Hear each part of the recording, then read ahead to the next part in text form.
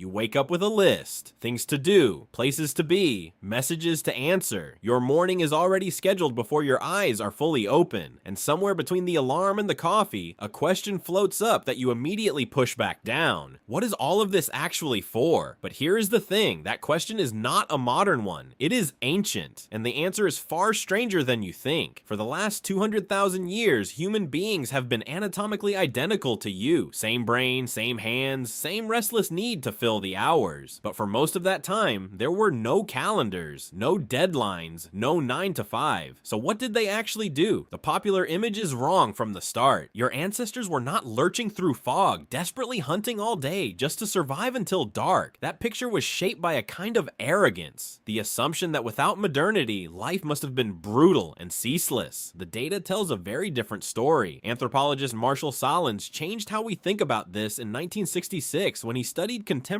hunter-gatherer groups and found something that unsettled the entire field. These societies, living the same way humans had for tens of thousands of years, worked somewhere between 3 and 5 hours a day. Not 8, not 12, 3 to 5. Solins called this the original affluent society, not because they had much, but because they wanted little and got it quickly. So what filled the rest of the time? They talked. This is not a minor detail. It is perhaps the most important thing to understand about your ancestors. Anthropologist Robin Dunbar, whose research on social bonding reshaped evolutionary psychology, found that around 65% of all human conversation, across cultures, across time, is social grooming. Stories, gossip, speculation about other people, not information exchange, relationship maintenance. Your brain evolved to process the social world the way a liver processes toxins, constantly, automatically, at enormous metabolic cost. When you feel the pull to check who said what about whom, that is not a flaw. That is the deepest software your species ever wrote. They played, not as a reward for finished work, not as scheduled recreation, just as life. Children played in ways that look familiar. Chasing, wrestling, mimicking adults. But adults played too. Games, music, teasing, storytelling. Richard Wrangham, the primatologist at Harvard, has written extensively about how the control of fire did not just change what humans ate, it changed the night itself. Fire extended waking hours into darkness. And in that fire-lit dark, humans sang and danced and told stories in ways that had no survival function whatsoever. They did it because it felt good, because it bound them together, because they were human. They rested deliberately, not the restless scrolling kind of rest that passes for it now, but genuine physical stillness. Jerome Siegel, a sleep researcher at UCLA, studied the Hadza people of Tanzania, one of the last groups still living a hunter-gatherer lifestyle, and found that they slept about 6.5 to 7 hours a night with an optional rest in the midday heat. Not the 8 hours we've been told is a biological minimum. Their sleep was shaped by temperature and light, not anxiety about tomorrow. They made things, tools, yes, but also ornaments. Ochre beads found in Blombos Cave in South Africa date back to 75,000 years ago. These were not weapons. They were not practical. They were decorative. Someone took the time to drill tiny holes through tiny shells and string them together.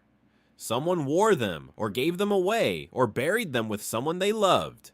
The impulse to make something beautiful, something that means more than its function. You did not invent that. It predates agriculture, writing, cities. It may be the oldest human impulse we can physically date. They healed each other. The fossil record contains skeletons that could not have survived without sustained care from others. Broken bones that healed properly. Individuals who lived for years with disabilities that would have made independent survival impossible. Neuroscientist Antonio Damasio has argued that the capacity for compassion, the drive to tend to a suffering member of your group, is not a cultural achievement layered over a brutal nature. It is baked into the architecture of your nervous system. Caring for each other was not charity, it was daily life. They argued hunter-gatherer societies, when studied closely, are striking for their fierce egalitarianism. Christopher Boehm, an anthropologist at the University of Southern California, has documented how these groups spent enormous energy preventing any one person from dominating others. If someone became too bossy, too greedy, too self-important, the group corrected it. Through mockery first, then ostracism, then, in extreme cases,